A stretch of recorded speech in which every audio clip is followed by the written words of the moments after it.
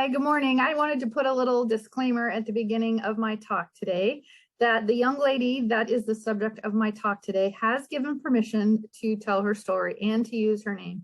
And know that if you ever come to a practitioner at CSL, that your sessions are in complete confidentiality and will never be shared without your permission. Thank you, and I hope you enjoy the talk. I really appreciate you doing that reading on awakening. And the reminder that it's all there, right? Nothing can be added because it's all there. And there is nothing to lack. There is nothing to fear. And just to hear those words and confirmation from another like-minded person, it just lights up and changes the whole words, right? When I read it in the book, was one thing, trying to chew through the words. I purposely pull my readings when it's my turn to read. I really try and pull from the textbook because there are nuggets within the textbook that is super dense that are amazing and enlightening and just so beautiful and so poetic. So I really try and go back to the original text when I can. My talk today is about embracing the now. Our theme for January is living everyday wonder. Living as simply as those words, wondering, what is out there? What is there for me to have? What is there for me to do? What is there for me to say and how, right? We've all heard it over and over again, in every book we read, every motivational speaker we listen to, we have to live in the now, sometimes it's easier said than done. Especially in today's world and the stresses and the news and everything that's going on around us, how can we push all that out and how can we live in the now? And after my talk, we do have a time for dialogue. And I would be super interested as part of that dialogue to hear what now looks like for you as we get through those last few minutes at the end.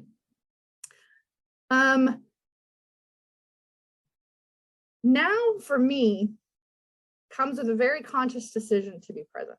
I have to really decide that I'm here right now. I can't be thinking about yesterday. I can't be thinking about tomorrow and be present right now at the same time. For me, that cannot be done. And I'm pretty sure that that's the same for everyone. And if we think we can, it's really not being present right now and focusing on what's inside of me. When I can stop and feel the sun on my face, I can't do that and think about something that's happened at the past at the same time, right? Everything happens in the now, no matter what. There is no other moment. Everything is now. Mary O'Malley defines curiosity as the art of bringing our attention and our immediate experience together. Right? So curiosity is the art of bringing our attention and our immediate experience together. Being curious. My two favorite words, Deetra loves acronyms, and I love the two words, what if? What if we approached every interaction with wonder and curiosity? What if I knew who and what I am at all times, in all situations? You may just be surprised at the God winks that appear from what seems like nowhere at the time. And when I'm in those moments and I remember who and what I am at all times, the possibility of making a difference in another's experience who may be struggling. I knew my talk title all week, because we choose who's speaking when, and we have a whole week to work on our talk, as we get ready to travel, of course, like wrapping up work, wrapping up home, making sure everybody's fed and everybody's got everything they need before we leave and that all my work is wrapped up. I decided I was going to write my talk on the plane out to California. I had my laptop and I was just going to sit down, put my headphones on and just go into meditation, because for me, that's when God flows through me. When I just like take a deep breath and I settle into myself and it just flows. You know, I don't have to manipulate it. I don't have to I don't have to do anything. And on the plane yesterday, I had the joy of sitting next to this beautiful young lady. And we just started talking. We just wrapped up. We started chit-chatting. And the funny thing is, I kind of noticed that in the plane, because everyone is like, I'm actually on a plane. I'm actually going somewhere. So everybody was like super chit-chatty and stuff. So we just started talking. And we really started getting into, from the flight to Jacksonville to Charlotte, that's what, 50 minutes is the time frame for that whole flight. You know, and we really got into a life conversation, and we got to share experiences about, you know, being a practitioner and, you know, the beekeeper, and sharing my Reiki practice and being a practitioner and why I was going to California. You know, where was she going? You know, she was going back home. And it comes to find out that this beautiful young lady had decided that, you know, like all of us during COVID, we really took stock of our lives, and we really looked at how we were showing up on our lives. And a lot of people changed jobs, a lot of people changed relationships, a lot of people changed locations. And come to find out, this young lady was from Jacksonville Beach and had come home to see her parents because her relationship in San Francisco had really shown itself as not to be what she wants. And she was coming home to really to gather herself to go back to California and get her things, because she had decided she wanted to be an acupuncturist. She wanted to study Chinese medicine, and she wanted to be a healer. She was tapping into that God self that we will all come across at some point if we allow it to flow through us and decide that this is what she wanted to do. And when she told her partner this, who she thought was her person, that did not go over well. I mean, he was like, it sounded like he was not very supportive. And she had decided at that point that she was going to focus her energy on her spiritual growth and her medicine and her opportunity to be a healer. And as we were talking, I was just like, oh my gosh, I am so proud of you. Which is funny, because I kind of got the impression that she felt like this was almost a failure, right? Like this relationship was over. She was leaving California. She was coming home to live with her parents again while she got her feet back under. And all I could do was hold space for her and allow her to speak, and to be that for her of, she explained it like it was the end, like it was a breakup. And all I could think of was like, oh, what a beautiful spiritual awakening that you are having in this experience, because you're choosing your God self, you're choosing your light, you're choosing to be your own person. You know, what I've learned over the years is like, you know, we think we find things in people, or we think we find things in relationship, but in actuality, I have to be my own person first. You know, I have to be my own light first. And that was like where this conversation ended. And at the end of the flight, we landed, and she has my card, and, you know, she's like, oh, I want to come see you when I get to Jax Beach. And I'm like, oh, I hope you do. And funny thing is, she's on this call and she's listening to this talk, because I told her when we were done, I was like, I thank you so much, because you just wrote my talk for me tomorrow. This conversation of now, right? Now, when I sat down in that seat, knowing that I'm just here, I'm just open, and I am experiencing this moment right here and right now, open to whatever is going to happen. And it just did. And it was beautiful. And it was so fast. That God moment is so fast. And I have a feeling that this young lady and I are going to be spending a lot of time together. And I'm so grateful for the opportunity to be able to do that, you know, and to just know for her, before she got off the plane, I just looked at her as like, My 30-year-old daughter has come home as well to get her feet back under her and to figure out what she wants to do with her life. And I looked at her and I said, straighten your crown and remember who you are. It's all going to be okay. You know, and it's like, and she looked at me, she's like, that's what my mom said too. And I'm like, because your mom's right. So it was so beautiful. It was so beautiful. And, you know, it's like being present and realizing that the universe is there to support us and wants to give us all the things that we want, that we can have, but we have to realize that we can have it all, right? We have to be who we want to see. We have to take that and internalize it. You know, a lot of times these now moments, if we choose to look at even the painful ones, even the transition ones, because those are 99% of the time in my life, the things that hurt the most are the ones that teach me the biggest things, you know. And now that I know that, you know, I am able to go into those moments very differently than I had in the past, you know. And the point of processing what's happening and going through it to the other side instead of pushing it down and feeling like I can go around it, or I cannot talk about it, or I cannot process it. For me, I guarantee, because it always happens to me, it will come up again. You know, when I don't take those lessons and I don't take that information and figure out what the gift is in it,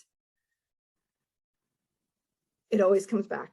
Because I mean, for me, God is like, we're going to do this and I need you to pay attention. And if you don't, that's okay, because we'll do it again later, right? When you're in a different space. So that's how, you know, being present shows up for me. When we're in those moments of now, it's hard to see that sometimes. And that's okay, because that's why we surround ourselves with like-minded people and things that support us, that can affirm for us who and what we are when we can't see it for ourselves.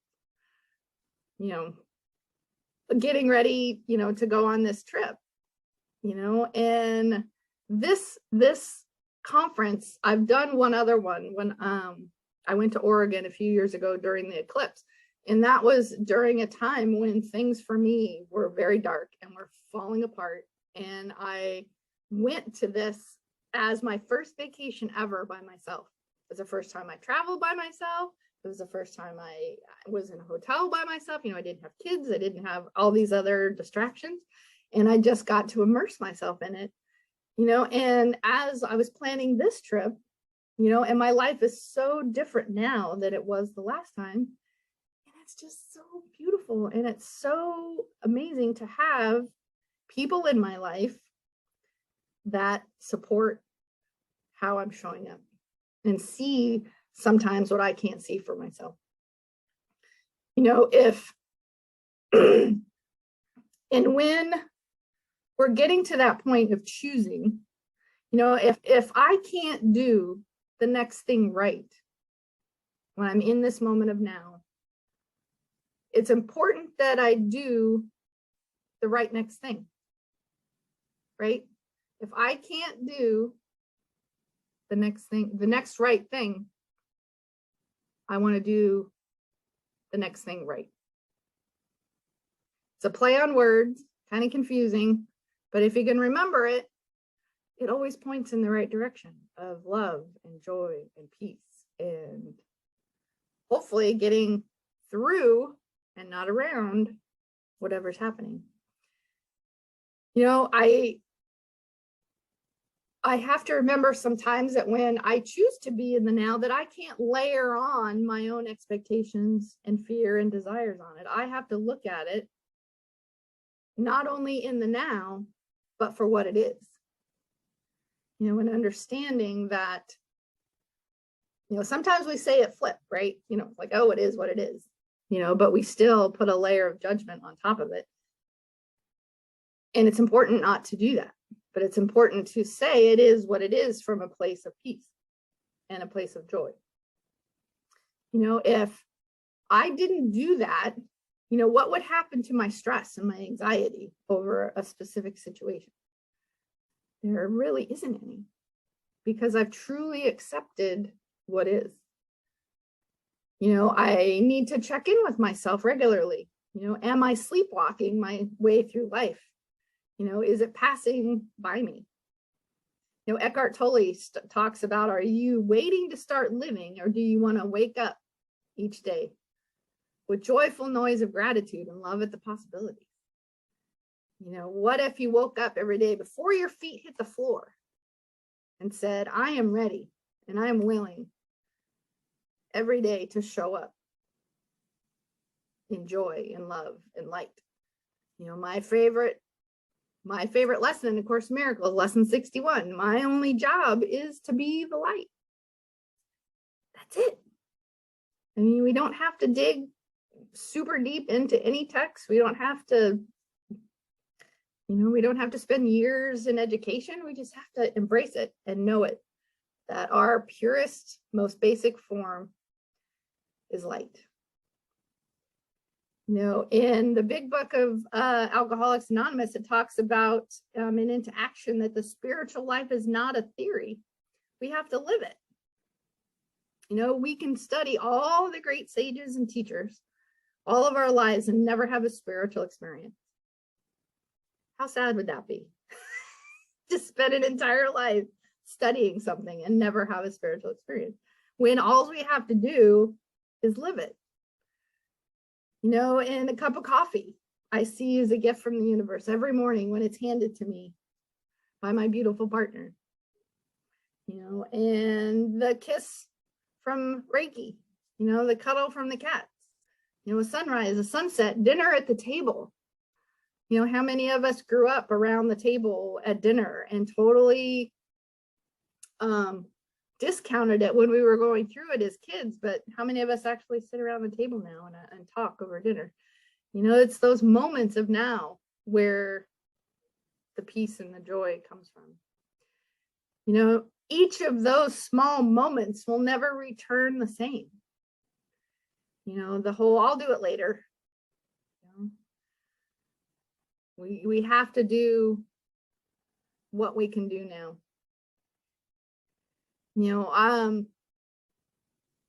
As we talk, I laugh. I dare you to show me a headstone that says, I wish I had worked more. Somebody, where has that ever been printed on a headstone? One of my favorite country songs talks about going fishing with Dad, working on an old car, in the hand of the girl of the heart to hold. They're all available until they're not, right? What are you holding on to for another day? What if we had honest willingness to live each moment connected, present, and grateful? I'm not talking about quitting your job and leaving your partner and going into the woods to meditate. No, not to that extreme. We all can't be Eckhart Tolle on a park bench for 2 years, right? As he had his spiritual awakening. But take a real honest look at now. What is it now that I can do to connect to God? What is that I can do now to connect to my light? Adashanti in Falling into Grace talks about the importance of any teaching to focus on the basic principles. AA says to always speak to the newcomer, meaning don't get super technical on a concept, keep it super simple. Right? One of the things I love about this teaching, even though it absolutely can get very dense at times, its basic principle is infinite good.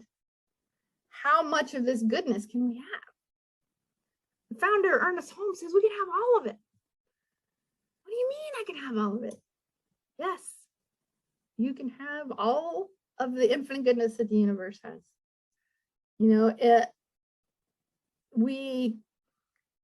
We're not a series of random events, but infinite intelligence sending us people experiences and events to allow the evolvement of our consciousness.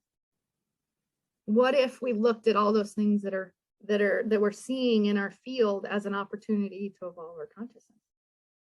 Holmes believed that wholeheartedly. You know, we get glimpses of it on occasion, but we often discount them. You know, can you think of anything in your own experience that would be considered God living through us? You know, when you take a little inventory backwards of experiences, I'm sure everyone on this call has had at least one. You know, is there any experience that we unconsciously brought to ourselves to allow our heart and consciousness to evolve? You know, many of these things are what we see as bad or horrible when we're going through them. You know, notice I said thought, or I'm sorry, notice I said through and not around. Now, when we're going through them, that's when we get to the other side. That's when we can see, go backwards and look and be like, wow, that really sucked. But man, I sure did learn a lot. You know, but when things are great, we don't tend to do that. You know, we tend to learn the most in the pressure cooker, right? My very brief interaction with my friend Taylor was exactly that moment on the plane yesterday. It was choosing now, and it was choosing to be light for her and holding space. You know, this moment can be chosen as a death, but it can also be chosen as an awakening, you know, because the universe abhors a vacuum, right?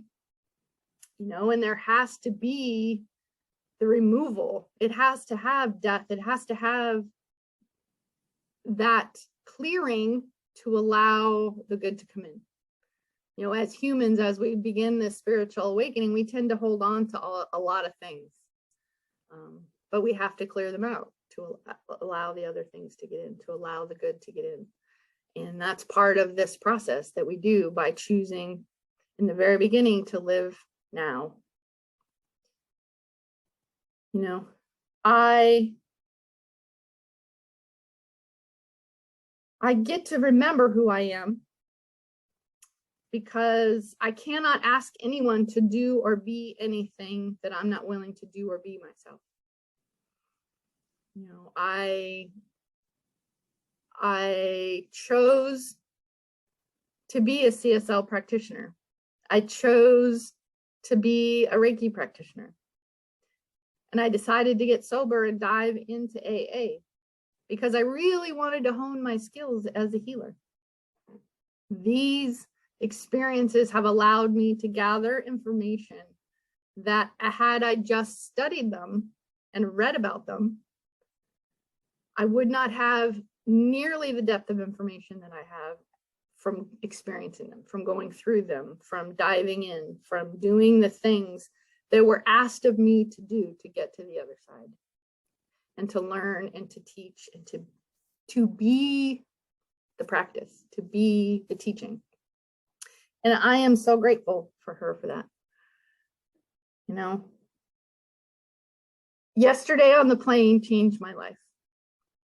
And these next 4 days of being in our convention for the first time, what is it, 3 years that they've not had a live convention, is going to be so powerful.